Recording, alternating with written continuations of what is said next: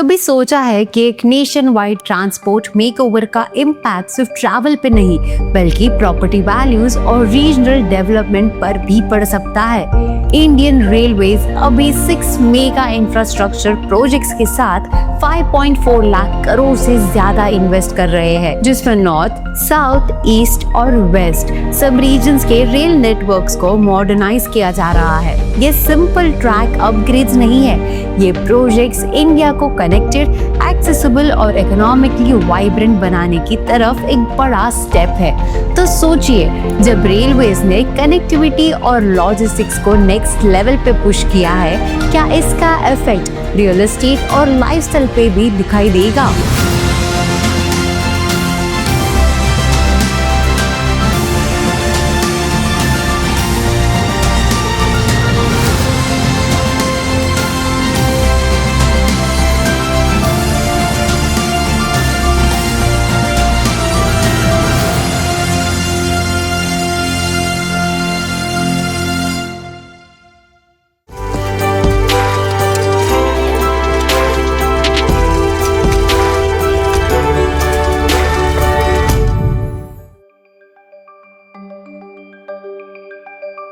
सबसे पहले ये समझना जरूरी है कि ये 6 मेगा प्रोजेक्ट्स क्या और कहाँ बन रहे हैं। बजट 2025 टू 26 में कैपिटल एक्सपेंडिचर एलोकेट किया गया है और पूरे प्लान के अंडर रेलवेज को मॉडर्नाइजेशन और नेटवर्क एक्सपेंशन के बिगेस्ट फेज से गुजरना है। ये मेगा प्रोजेक्ट्स मूल रथ से कनेक्टेड है।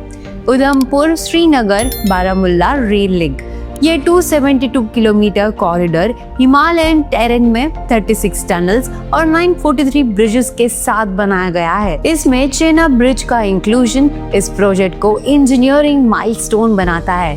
Dedicated freight corridor eastern plus western, eastern DFC पहले से ही काम कर रहा है और वेस्टर्न डीएफसी 93% कंप्लीट है। कंप्लीट होने के बाद ये पोर्ट्स और एयरपोर्ट्स को एफिशिएंटली कनेक्ट करेगा, लॉजिस्टिक्स कॉस्ट को कम करेगा और फ्रेट मूवमेंट को बूस्ट करेगा। Mumbai Ahmedabad high speed rail bullet train, ये 508 kilometre high speed rail India का पहला बुलेट ट्रेन कॉरिडोर है, जिससे ट्रैवल टाइम कम होगा और सिटी कनेक्टिविटी नेक्स्ट लेवल पे जाएगी। पिरावी सायरंग लाइन और north east expansion, north east regions को इंडियन रेल नेटवर्क से डायरेक्ट लिंक मिल जाता है, जिससे ट्रेड, टूरिज्म और लोकल ग्रोथ तीनों को बूस्ट मिलता है। न्यू पंबन रेलवे ब्रिज, ये world class lift bridge Rameswaram को कनेक्ट करता है और मैरीटाइम ट्रैफिक के साथ रेल सी कनेक्टिविटी को भी इम्प्रूव करता है। ये 6 प्रोजेक्ट्स मिलके पूरे रेल नेटवर्क को स्ट्रैटेजिक, एफिशिएंट और फ्यूचर रेडी बनाने में हेल्प कर रहे हैं, जो लॉन्ग टर्म में हर कनेक्टेड डिस्ट्रिक्ट के डेमोग्राफिक एंड इकोनॉमिक प्रोफाइल को चेंज करेगा।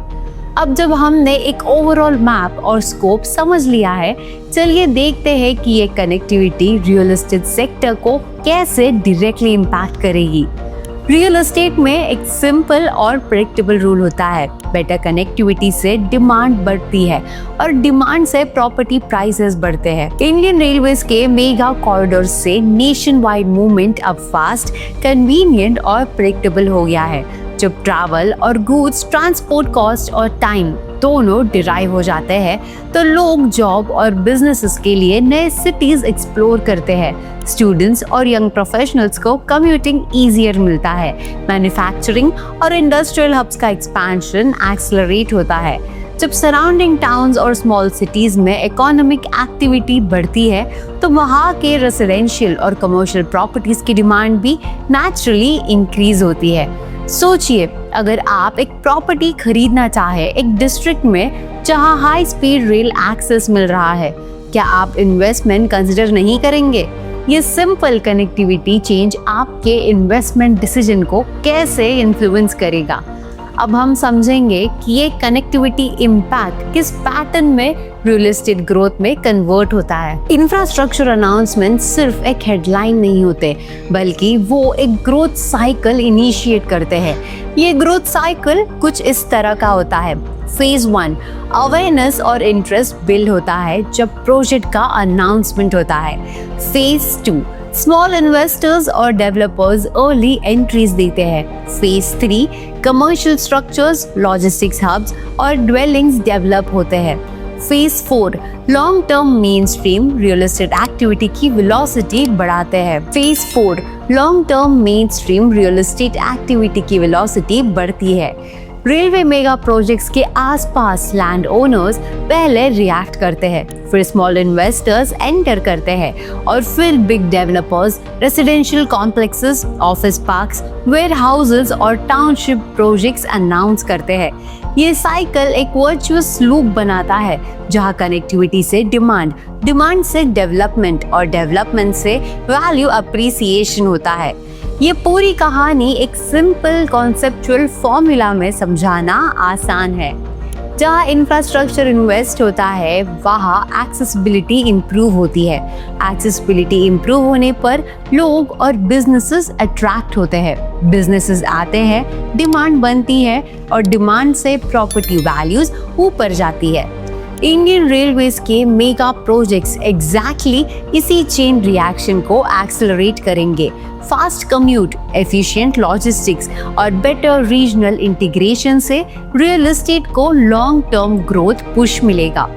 अब चलिए कंक्लूजन पे आते हैं और देखते हैं कि ये मेगा प्रोजेक्ट्स रियल एस्टेट और इकोनॉमी की बिग पिक्चर में क्या मीनिंग रखते हैं। इंडियन रेलवेज के ये 6 मेगा इंफ्रास्ट्रक्चर प्रोजेक्ट्स सिर्फ ट्रैक्स और ब्रिजेस नहीं बनाते, ये इकोनॉमिक कॉरिडोर्स और ग्रोथ इंजन्स बना रहे हैं। ऑपरेशनल होने के बाद रेसिडेंशियल और कमर्शियल डिमांड इंक्रीज होगी, लॉजिस्टिक्स और इंडस्ट्रियल हब्स ग्रो करेंगे, सराउंडिंग डिस्ट्रिक्ट्स और टाउन्स का स्टैंडर्ड ऑफ लिविंग इंप्रूव होगा।